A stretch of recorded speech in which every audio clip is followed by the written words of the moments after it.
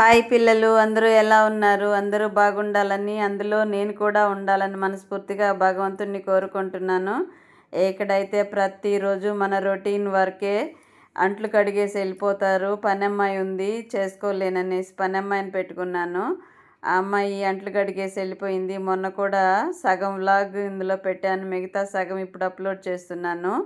ఇవన్నీ సర్దేసుకున్నాం అనుకోండి, చాలా వరకు వంట చేసుకోవడం ఈజీగా అయిపోతుంది. నాకైతే వంటగది ఎక్కడ వస్తువులు అక్కడ ఉండాలని నాకు చాలా ఇష్టం. అలాగే ఉంచుకోవడానికి వస్తువులన్నీ ఎక్కడొక్కడ సర్దుకోవడం అనేది నాకు ఒక హాబీ లాగా ఉంటుంది. మరీ హెల్త్ ఇష్యూ ఉంటే తప్ప నేను అలాగ వదిలేయను పనులన్నీ. ఇక్కడైతే అంట్లన్నీ కడిగినవన్నీ ఆరబెట్టేసి సర్దుకుంటున్నాను.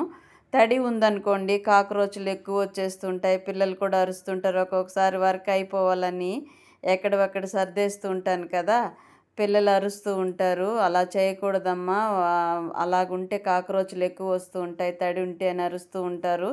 అందుకని ఇలాగ ఆరబెట్టి సర్దుతూ ఉన్నాను. ఈరోజు మధ్యాహ్నం అయిపోయింది, పిల్లలు అంటే ఫుల్ రెస్ట్ తీసుకున్న, ఒక లైవ్ కూడా చేసేసాను. ఇది మార్నింగ్ వ్లాగు. మార్నింగ్ అంట్లు సర్దకుండా సైడ్గా పెట్టి ఇవన్నీ ఇడ్లీ పెడుతున్నాను. ఇడ్లీ అంటే any time favourite, healthy food కదా. ఇడ్లీ, దోశ అంటే అందరికీ ఇష్టమే. ఇడ్లీ అంటే చాలా తక్కువ మంది తింటారు కదా. ఆ తక్కువ మందిలో నేను కూడా ఒకరిని. ఇడ్లీ అంటే నా ఫేవరెట్ టిఫిన్. మీకు లైవ్లో కూడా చెప్తూ ఉంటాను కదా పిల్లలు. ఇక్కడైతే కొంచెం పల్చనైంది పిండి. బాగా రఫ్ చేసి కలుపుకున్నాం అనుకోండి, మెత్తగా వస్తాయి ఇడ్లీలు. అలాగే ఇడ్లీ పెట్టేశాను, చట్నీ చేశాను. ఇందులోకి బెండకాయ ఫ్రై చేస్తున్నాను. బెండకాయ ఫ్రై మొన్న కూడా వీడియో పెట్టాను కదా, ఎందుకని స్కిప్ చేశాను. ఇక్కడైతే అదే మునక్కాయి, నూలుకోళ్ళు సాంబార్ చేస్తున్నాను పిల్లలు. ఇదిగోండి, ముందు ఆయిల్ వేసాను. ఆయిల్ తర్వాత కొద్దిగా ఆవాలు, జీలకర్ర, ఒక అర స్పూన్ అన్ని మెంతులు వేసాను. పప్పు, టమోటాలు కలిపి కుక్కర్లో ఒక 2-3 వేట్లు పోనిచ్చి ఉడికించి పక్కన పెట్టుకున్నాను. టమోటాలు ఎక్కువగా సాంబార్లో వేయడం కంటే కూడా పప్పులో వేసుకొని మెదుపుకున్నాం అనుకోండి, పులుసు చిక్కగా వస్తుంది, త్వరగా కూరగాయల ముక్కలకి అన్నిటికీ కూడా టేస్ట్ పట్టేస్తుంది అనేది నా అభిప్రాయము. అలాగే నా అభిప్రాయం కూడా కాదు, అమ్మ కూడా అలాగే చేసేవాళ్ళు. ఇక్కడైతే మునక్కాయలు తిరగమూత తర్వాత కరివేపాకు కొద్దిగా వేసాను, కొద్దిగా ఇంగు వేసాను, అది స్కిప్ అయిపోయింది. ఇక్కడైతే మునక్కాయలు, అలాగే నూలుకోలు గడ్డ ఒకటి ఉంటే అది వేసాను. కారము, పసుపు, ఉప్పు అన్నీ ఒక్కొక్కటి వేసేసి బాగా ఉడికించుకున్నాం అనుకోండి. ఇందులో వాటర్ వంపుకోవాలి. పప్పులో కొంచెం వాటర్ ఉంటే అది కూడా వేసాను, మామూలు వాటర్ కూడా కొద్దిగా వేసాను. పులుపు వేయకముందే ఇది ఉడికించుకోవాలి పిల్లలు. సాంబార్ అంటే బిగినర్స్ కోసం చెప్తున్నాను.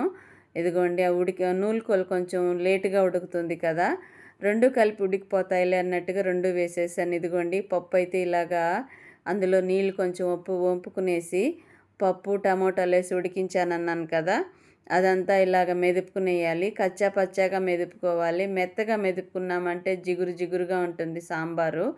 ఆకుకూర పప్పు కానీ, పప్పు సాంబార్లకు కానీ ఇలా కొంచెం కచ్చా పచ్చాగా మెదుపుకున్నాం అనుకోండి, చాలా టేస్ట్గా కూడా ఉంటుంది సాంబారు. ఇక్కడైతే చింతపండు పులుపు ముందే నానబెట్టుకున్నాను సరిపడినంత, ఎందుకంటే టమోటాలు వేసేసాం కదా ఆల్రెడీ. ఇంకొద్దిగానే పులుపు నానబెట్టుకున్నాను.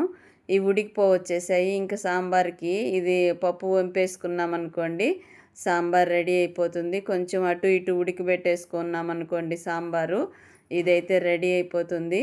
సాంబార్ టేస్ట్ చేస్తున్నాను నేను, ఎలాగుంది, ఎలాగొచ్చింది. రెండు కలిపి ఈరోజే ఫస్ట్ చేయడం. కూరగాయలన్నీ కలిపి వేసి చేస్తా కానీ కదంబం సాంబారు ఇలా కూడా ట్రై చేద్దామనేసి అని 2 కూరగాయలు చాలా టేస్ట్గా వచ్చింది పిల్లలు. మీరేం వంటలు చేశారో నాకు కామెంట్లో తప్పకుండా తెలియచేయండి. రైస్ అయితే మల్లెపూలాగా కనిపిస్తోంది కదా, సాంబార్ అయితే ఇలాగుంది, చల్లారిన తర్వాత గట్టి పడుతుంది.